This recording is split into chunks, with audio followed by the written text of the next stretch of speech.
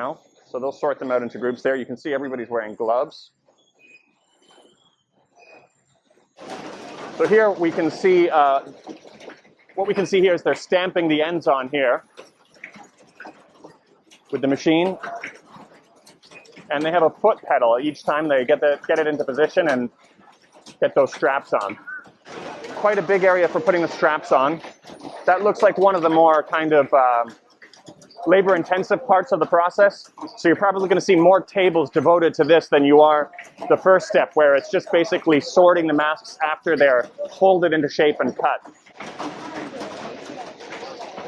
What you've got here is close to what's one of the final steps. They're being packaged into individual bags, into groups of 50, which then will be placed in the final box.